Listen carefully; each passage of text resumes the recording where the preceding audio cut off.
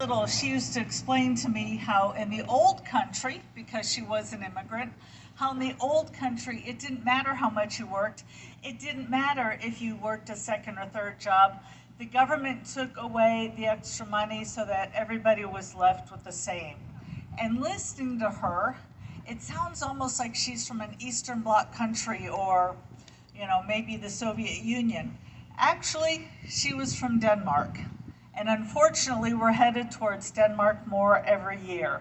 So it was my grandmother's vision of liberty and the basic principles of the Libertarian Party that bring me here today. You saw our bus here. We've been crisscrossing the country talking with a lot of voters. And what we keep hearing from the voters time and time again is that the old system isn't working. And rather than waiting for politicians to wise up, which they're not going to since they caused the problem, I think that you know best what's best for you. And that's why I'm asking for your vote for President of the United States.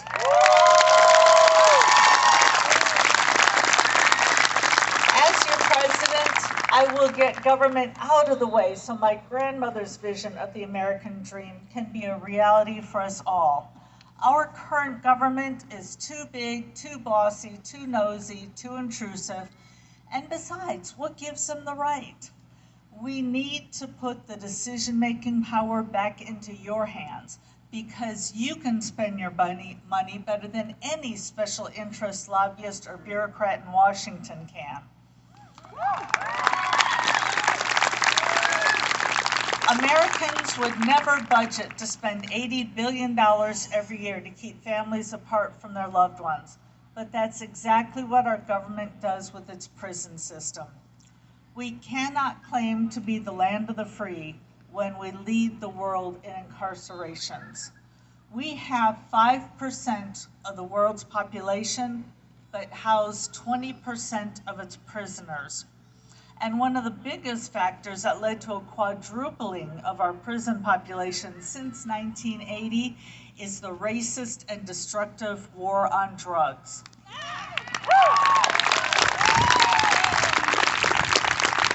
In particular, mandatory minimums have taken discretion out of the hands of judges and instead forced mothers, fathers, sons, and daughters to be put in jail for 10, 20 years, even for life, for a supposed crime that has no victim. All we have to do is take a step back to look at the Prohibition era to see parallels. Despite realizing how poorly alcohol prohibition went, we have replaced it with a carbon copy. Drug kingpins have replaced mob bosses, and drug dens have replaced speakeasies. When was the last time you heard of a liquor store owner wandering up and down the halls of a high school trying to push gin on high school students? Or when's the last time you heard of a vodka addict breaking into houses in order to support a vodka habit? And last, when's the last time you heard of two liquor store owners having a shootout over who gets the best corner? What we have now is not a drug problem. What we have is a prohibition problem. There should be no law to prevent you from owning an object, whether it's a gun to protect yourself or drugs for whatever reason you wish. If there is no victim, there is no crime. As your president, I will federally decriminalize all drugs and encourage states to treat drug use as a health issue, not a criminal issue. We should allow the medical community to deal with substance abuse in ways that salvages lives instead of throwing them away. Accordingly, I will pardon anyone convicted at the federal level of victimless crimes.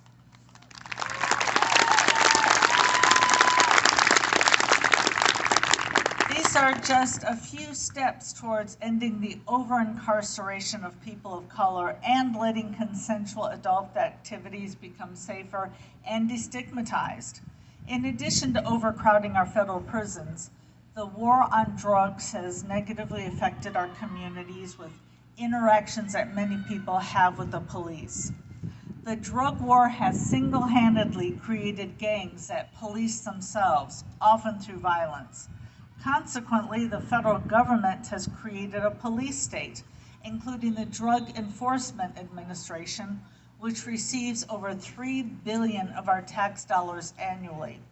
They have repeatedly raided medical marijuana clinics in states where medical marijuana is perfectly legal. Long gone, unfortunately, is a friendly local patrol officer who walks the beat and knows everyone in the neighborhood by name.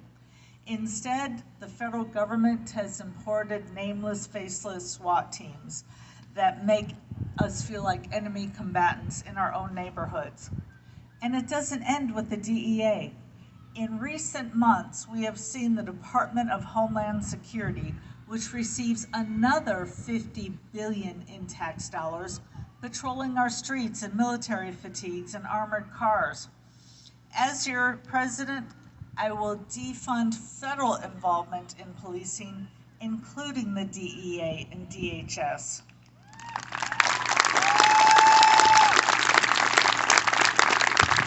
That means ending the supplying of surplus military equipment like tanks and tear gas to over 8,000 federal, state, and local police forces. I will end no-knock raids, which too often end up killing innocent bystanders like Breonna Taylor. Perhaps worst of all, as Libertarian Congressman Justin Amash has brought up, when police do misbehave, it's nearly impossible to take legal action against the police because of an arcane doctrine known as qualified immunity, which states that victims can only successfully sue an officer when clear civil rights violation has already been established in a prior case. When I am president, I will end qualified immunity so police are held to the same standard as everyone else.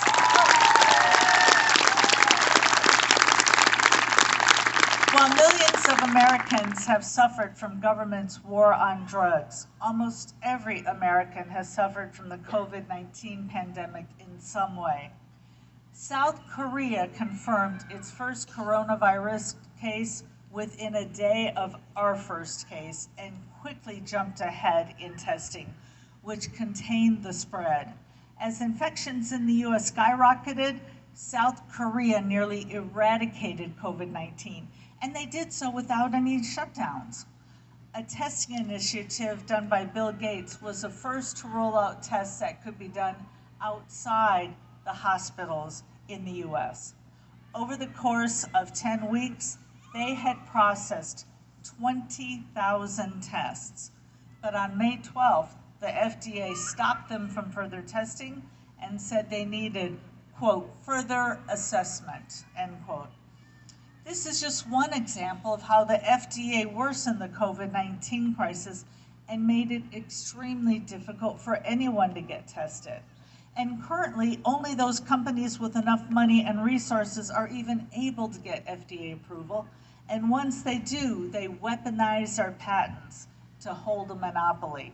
It costs about $1 billion to get a drug to market, and thanks to the FDA, it's about a 10-year process.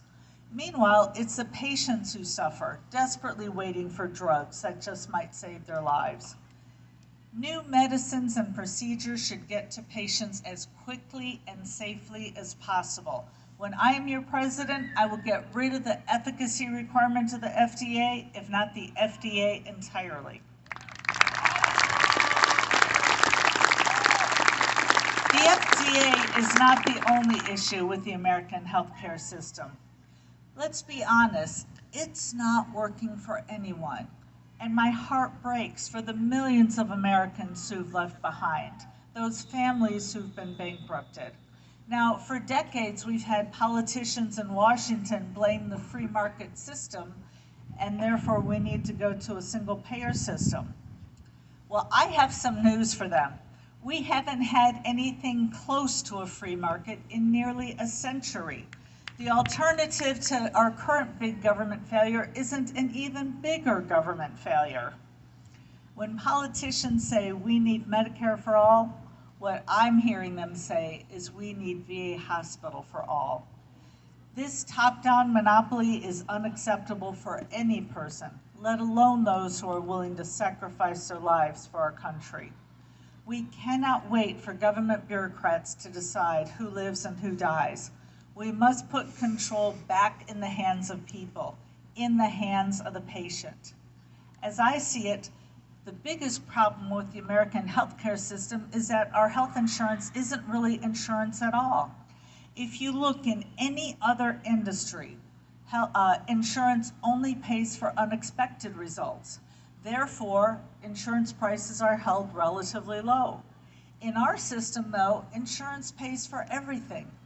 Imagine if our car insurance paid for gas, oil, car washes. First of all, you would have absolutely no reason to shop around for the best gasoline prices. In fact, you'd probably go to either the store that's closest to you or the most expensive store because they might give you free coffee while you wait. I mean, what do you care? You just give them your $5 copay. You don't care how much it costs. You probably wouldn't even know how much it costs because they would have no reason to compete, and they would simply raise their prices and pass it on to the insurance companies. And then the next year you'd be stuck with higher car insurance bills.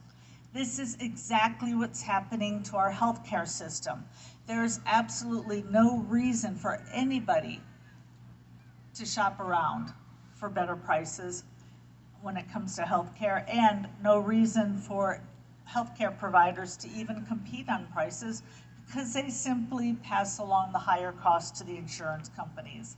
So the insurance companies charge higher prices without any accountability, and we're the ones left footing the bill. The two systems that I've been going around the country talking about are, first of all, the one in Singapore, which is catastrophic care and which has healthcare costs that are about a third of those of what they are in America. And by the way, their doctor visits are only $10, which are less than our co-pays here. And the other system I've been talking about is actually in the state of Indiana, the State of Indiana Employees Union. When that system first started, which by the way, it was voluntary, only a small minority of people signed up who were able to. But by the second year, about 75% signed up because they realized that this was a good system. And in doing so, they started driving down prices. In fact, before the system started, only about 10% of the drugs bought were generic, which you would expect because you never spend somebody else's money as well as you spend your own. And yet, within a few short years, 90% of the drugs being bought were generic. And the best part is they were happy to do it because they got to keep the savings. And that's the way it should be. If you go around and you shop for a computer or a car or groceries or anything, if you save money, you get to keep the savings. That's the way it should be in healthcare, and that's the way it should be for the VA system. What I would do is I would put money into the pockets of veterans, the same way the state of Indiana has done, and let veterans decide how and when and where to use their healthcare dollars. Now, the government letdown of our soldiers does not begin with healthcare. It starts from the time they are enlisted. In fact, there are people fighting overseas who are currently deployed, who weren't even born when the war on terror began. The U.S. spends more on military than the next 7 countries combined. We are in about 160 countries around the globe. And what do we have to show for it? In the last 20 years alone, over 500,000 people in Afghanistan, Iraq, and Pakistan have been killed, including 250,000 civilians. Those are parents, siblings, and children who will never return home. In every election, candidates promise more peace, but they only deliver more war. If I'm elected president, my very first official act will be to bring the troops home.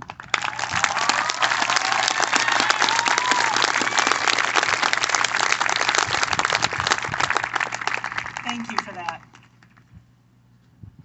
I want to turn America into one giant Switzerland, armed and neutral.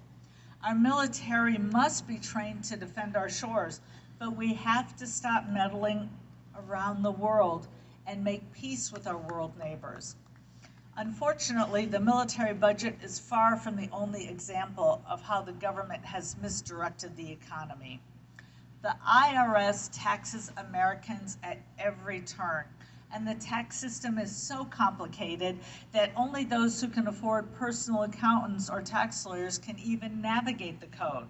And that same IRS that taxes us to death probes every personal financial decision we make in order to decide how much we should spend. Meanwhile, the government itself accumulates more debt. Now, some people in Washington say we need to increase military spending, while the other half say we need to increase domestic spending. So what's our bipartisan compromise? To increase all spending. As your president, my veto pen is going to need a lot of extra ink.